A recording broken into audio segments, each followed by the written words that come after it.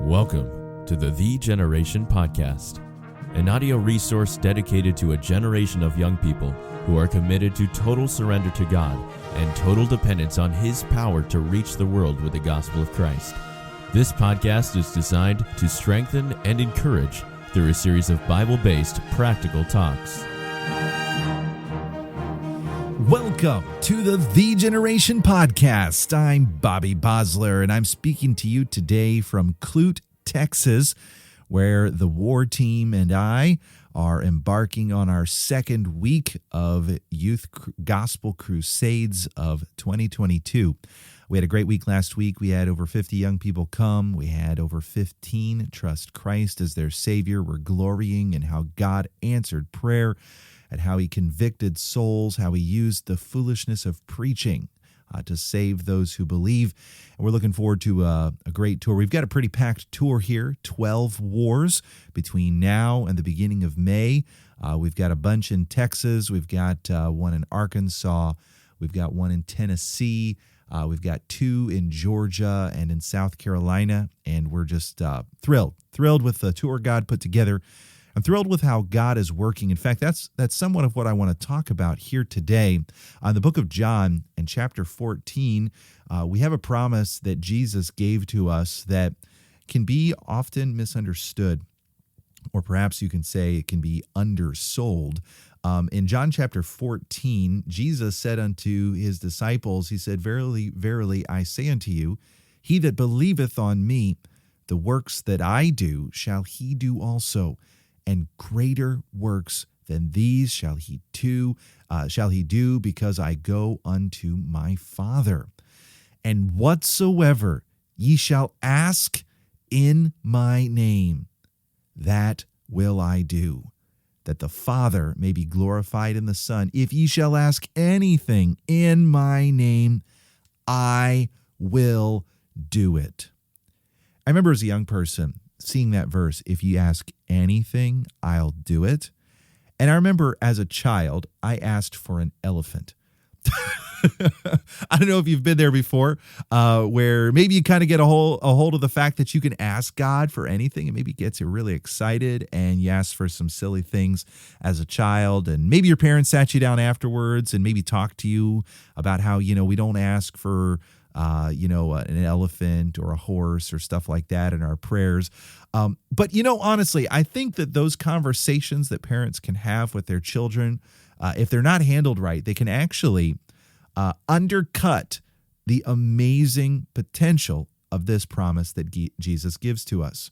Just a couple observations I want to give here. Jesus makes it very clear that He wants our works, the works that we do, to be even greater than the works that He did while He was here on earth. And it's funny, I've read some commentaries on this, and it almost seems like they go out of their way to diminish that particular promise. They say, well, it's not that we're ever going to do anything greater than what Jesus did when He was here on this earth, because that would be pretty spectacular. And I'm thinking, yeah, this promise sounds pretty spectacular. And listen, I understand the fact that part of the greater aspect of the works that He wants us to do is that there are more people doing it. But honestly, young people, when you just plain take these words at face value, Jesus wants, get this, He wants your ministry and my ministry to be more spectacular than His ever was while He was here on this earth. And I recognize there may be some listening. You may disagree with me on that. That's fine. But listen, you look at this. He says, "He that believeth on me, the works that I do shall he do also." In other words, you will do what I did. That is replicating what Jesus did, okay? You look at what Jesus did in His ministry. He did some pretty spectacular things, did He not? But He doesn't just say that you'll do what I did and more of you will do it. No, He said, greater works than these, than the ones that I did, shall he do. And here's the key, because I go unto my Father. Now, that may not sound like it's a key, but what He's saying here is essentially, and what He says at different times throughout John 14, 15, 16, is that He's going to go to His Father. It's going to seem bad at first, but it's going to end up being a whole lot better, because He's going to send back the Paraclete, the Comforter, the Holy Spirit of God. And because you and I have the Holy Spirit of God in us, we have the potential of doing not only what Jesus did, but even greater works than those. My purpose for this podcast isn't so much to focus on the greater works phrase here of verse 12, but really what the burden on my heart is verse 13, and whatsoever ye shall ask in my name, that will I do. Okay, so Jesus wants us to believe on him. He wants us to depend on him, not only to do what he did, but to do even greater works than he ever did when he was here on this earth. Okay, so how does that tie in to asking? It's like this, young person. Asking is the expression of faith. Okay, faith requires action. We know that, James 2, faith without works is dead. If you believe God for something, you're going to step out and act like it.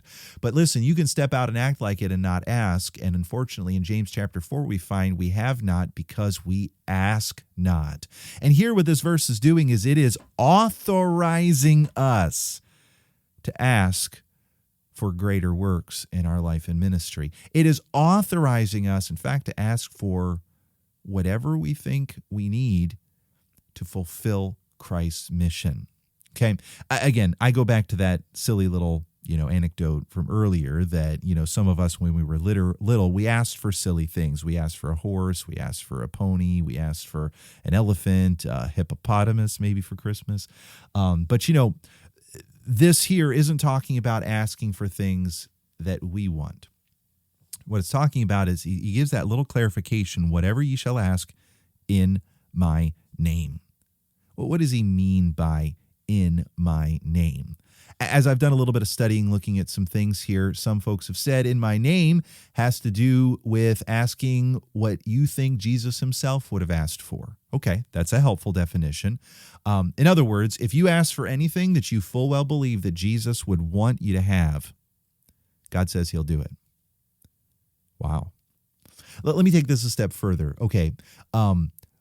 If you ask for anything that you believe you need to accomplish Jesus' mission for your life, he'll do it. If you ask for anything that he touches your heart and works in your heart that you need to ask for, guess what? He's going to do it. Listen, young people, I think sometimes in our lives, we limit what we ask for to what we think is possible. And I just want to say this, young people, that is not how we're supposed to ask. We don't ask, kind of lick our fingers and stick it up to the wind and see, oh, it's blowing that way. Let me ask for something to happen that way. No, we need to ask for what Jesus would want. Well, how do you know what Jesus would want? A couple observations here that I want to give. First, if you want to know what Jesus would want, you need to be surrendered to his will. You've got to be surrendered to what he wants. You've got to be in the stream of what he's doing. You've got to be yielded to what he wants for your life. Because if you don't know what he wants for your life, you're not going to know what he wants you to ask for, if that makes sense. In other words, if you're living your life for you to fulfill your dreams and your plans, you are going to have absolutely no idea what Jesus wants you to pray for. Oh, there are some things the Bible states. He's not willing that any should perish. Okay, he wants people to be saved. That's fine. You know that he promised to supply all your needs. You know that he's going to take care of your bare necessities in life and make sure you're taken care of. Okay, those are things that he does because he's our Father. Those are things he does because he's the Lord of the harvest. But as for the specifics, if you are not absolutely committed to what he wants, you're going to be clueless when it comes to asking in his name. Here's a great example. I'm sure many of you have been in corporate prayer meetings where there was no direction. And by that I mean, y'all weren't in any kind of a battle. Everything seemed to be hunky-dory, just fine. You felt like you really didn't need anything in particular. The church wasn't necessarily going anywhere at that particular moment. There was no ministry endeavor that we were fighting for. And in those prayer meetings, I personally found it's hard to pray because you're sitting there and you're like, bless so-and-so, and it's hard to pray for something in his name if you're not yielded to what he wants. If praying in his name is asking for what he would want and you don't know what he wants, then you're not going to be able to pray for what he wants. Does that make sense? So we've got to be yielded to what he wants, and we also need to know what he wants. How do you know what he wants? Well, really, there's no way around it, but you need to commune with him. You need to spend time with him. You need to catch his heart. You need to imbibe his desires. You might say, preacher, how do you do that? How do you imbibe his desires and catch his heart? I don't know any other way to describe it except for this. Spending time with him and being involved in his work. Seeking to be in tune with what he's saying in your heart. Learning how to listen for the voice of the Spirit as he moves upon your heart and the circumstances of your life. Let me tell you, if you, young person, are the best you know how right now, surrendered to his will and pursuing his plan, as needs, as obstacles, and necessities come up in your life, you're not going to wonder what to pray for. Okay, here's why I'm sharing this, because I've had a bunch of things like this happen recently. Back over Christmas, I shared with you a little bit about how God is working and how he's providing money for a truck. In fact, even just recently had another large chunk come in from one source, and we're thrilled. God's working. It's very exciting. And, wouldn't you know it, I had another issue. Okay, my trailer. I've got a 2018 Open Range 3X 427 BHS. You can look it up sometime. I think there's a post from way back with pictures of it when the Lord first provided that for us. But we had an issue with our big slide. I think you're probably aware what a slide is. It's the big part of the trailer that slides in and out. It makes the inside bigger because, essentially your trailer sort of unfolds. Well, the big slide wasn't coming back in. And you really can't drive a trailer down the road unless the slides come in. At least I wouldn't recommend it. And so this happened just before we left for Christmas. We were in Menominee Falls. There was a windstorm. We tried to pull it in. Things got caught. Some things crunched. And I had something new to keep me up worrying at night. Okay, so I'll just go into some of the specifics. I called up, as soon as I got out to New Jersey to be with my folks for a couple of weeks, I called up a bunch of RD repair shops back in Wisconsin where we had left the trailer to try to coordinate a job, somebody who would take it in, who'd be able to identify the problem and fix it. And a bunch of places were telling me there's no way I can get you in. We're scheduled out through February. And that wasn't going to work because I had to leave Wisconsin on, I think it was like February 17th, 16th, 15th, something like that. And so that meant that I had to essentially have the trailer back in hand fixed by January 14th. So I honestly, if you know anything about scheduling this kind of thing, I needed a miracle.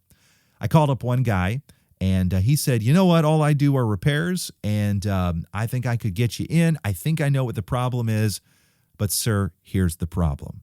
The part that I need is on back order. And I have absolutely no idea when it's going to come in. Well, here was my thought process in my own mind. I need that trailer to do what God's called me to do. I need that slide fixed. Like literally, if I can't get the slide in, I can't bring the trailer with me. If I can't bring the trailer with me, I can't bring my family with me. If I can't bring my family with me, my family doesn't have anywhere to be, okay? And we wouldn't be able to go from church to church and do what we do to reach people with the gospel. And I remember thinking, Lord, you got to help me figure this out. God, you've got to provide. I told the guy on the phone, again, lots of things were going through my mind, but I told the guy on the phone, I said, I'll tell you what, I'll pray that the part comes in. You plan on me bringing that trailer in as soon as I get back. And he said, okay, sounds good. We'll do it. So when I got back to Wisconsin, actually right after New Year's, he told me call him back. I called him back and he said, hey, that part still hasn't come in, but I'll get you in on such and such a day and I'll see what I can see what I can do. I thought, okay, one step at a time. Well, I asked a few others to just really lift this up before the Lord in prayer. I had my church praying, had my family praying, I was praying. And you know what, to be perfectly honest with you, I remember as I was praying, thinking, Lord, I'm not asking this because I just want my slide fixed. I'm not asking this because I think it'd be nice and I just want my trailer to work perfectly. Lord, this is mission critical to do what you've called me to do. So, Lord, I think this is something that I can ask for with confidence. I think this is something I can almost demand that you do, Lord. I need this to happen. Okay, so we get back up to Wisconsin. I drive the trailer into the shop. He still hasn't gotten the part. Okay. He said, well, I'll look at it early next week. So early that next week, I had like literally 5 days for him to have it in the shop and fix it. And he called me up on day 2 of the 5 days, and he said, it's all fixed. And I remember on the phone, I said, wait, what? It's all fixed? You mean you got the part? Yeah, it came in yesterday. The first day I went to look at your trailer. All my back-ordered parts, they came in. I didn't have any indication they would, but they just showed up. And I remember thinking, wow, that's a huge answer to prayer. Take it one step further. Sometimes God does more than you asked. He checked, and turns out my brakes were completely gone on the trailer, so my truck was pretty much stopping the trailer. Brakes were literally about ready to fall off the hub. And so we got all those brakes replaced. It's amazing how much better it stops now when you have brakes. But I remember thinking, wow, God can give me anything I need to accomplish his mission. If I ask anything in his name, he'll do it. Again, I could give other instances of even since we've been back on the road, just God giving us exactly what we needed when we needed it as a team, whether that was a recruiting opportunity or even this morning. I'm recording right now on Thursday, January 27th, 9:56 p.m. in Central Time. This morning, the guys, we were praying for God to give us open doors into the public schools here. Previously, we had gotten into the ROTC classrooms here at the high school locally here. And so I told the guys, I said, why don't you go? There was a football practice early morning.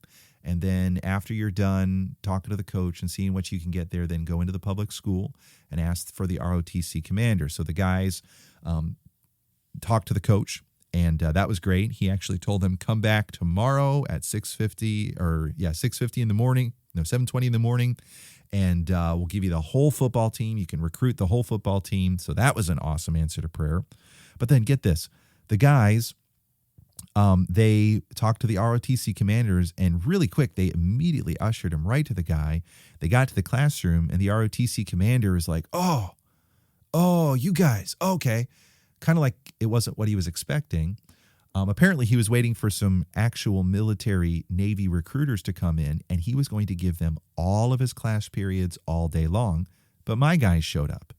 Well, he told the guys, he said, hey, yeah, I remember you guys. You guys are cool. You can recruit, the class here, but I've got real recruiters coming from the military, and they're going to take the rest of my classes for the day as soon as they show up, so I'm not sure how much more I can give you. So right after the guys got into the classroom and he told them that, the real Navy ROTC military recruiters called the office and said they weren't going to be able to come. So this ROTC commander, who had no lectures planned for the day because he was expecting these other people, just happened at that moment to have my war guys in his classroom. And he told the guys, why don't you just stay in all my classes all day today? Why don't you just take as much time as you want, as you need to tell them about this? I'm telling you, my guys were putting videos up on the screen from our website. They got to just spend time with these kids and tell them all about it, build some bridges, get some relationships going there. And it was just a miracle in answer to prayer. Why do I tell these stories? Because I want you to know, listen, if you find yourself in the pursuit of God's will, facing a need, an impossibility, an obstacle, and you believe that Jesus would have that obstacle moved out of the way, you have the authority to ask God for that. And this verse says, whatever you will ask in my name, that will I do. Listen, yes, we need to ask according to the will of God, but listen, if you believe that it is the will of God, ask for it with confidence. Listen, I know we've all had moments in our lives where maybe we asked for something and it didn't come true. I remind you, God is the Lord. His plan is always better than our plan. But here's the thing. We often just don't ask. And because we don't ask, we don't have. Young people, maybe you right now are contemplating whether you ought to go off to Bible college because of finances. Can I challenge you with something? Ask God for a miracle. Ask him for a miracle. If you believe that Bible college is where God would have you to be, maybe BCM or some other great Bible college out there, listen, start following God's will and ask God to provide. I remember sitting in my interview, my freshman year, right before my interview before I started at Baptist College of Ministry way back in 2003. A fella named Helmut Steckman looked across the table and asked me in his thick German accent, "How do you plan on paying for your school bill?" And I looked right across from him and I said, "Sir, I've got $2,000 in my bank account. I don't know where the rest of it's going to come from. I'm willing to work and I'm going to pray. And I'm going to believe that God is going to provide for the rest of it." Listen, you know what that was? That was asking in his name. I knew God wanted me to go to BCM. I knew he wanted me in Bible college. And I didn't have all the money for it. And yet I wasn't just going to sit out and not do what God wanted me to do. I figured if God had ordered it, he was going to pay for it. And so, young person, just don't let those obstacles stand in your way. Pursue God's will and ask him for every scrap, every ounce, every dollar that you need to do what he's calling you to do. You know what I'm praying right now? Again, I've talked about the truck and everything. My truck is making funny noises when the trailer lowers down on it. Again, I've checked it all out, but man, I'm telling you what, the park gear doesn't work when I put it in car park and the trailer's on a hill behind it. It goes click, click, click, click, click. And I'm thinking every time I drive it, it's like, oh, Lord, come quickly, provide quickly. But you know what? I'm not demanding a certain timing. In fact, I was praying and I was saying, God, you let the manna that you provided for your children last over the weekend until the new batch came in. God, you got to keep my truck working until the new truck rolls in. And so I believe he's going to do that. It doesn't mean there aren't going to be some hard times and some things we got to fix.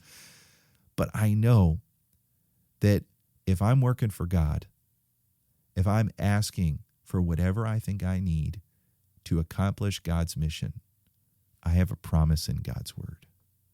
Whatever you'll ask in my name, for my cause, for my mission, according to my will, I'm going to do it. Listen, you just need to ask, young person. You just need to ask. Get close to God, be surrendered to his will, understand his heart, and ask.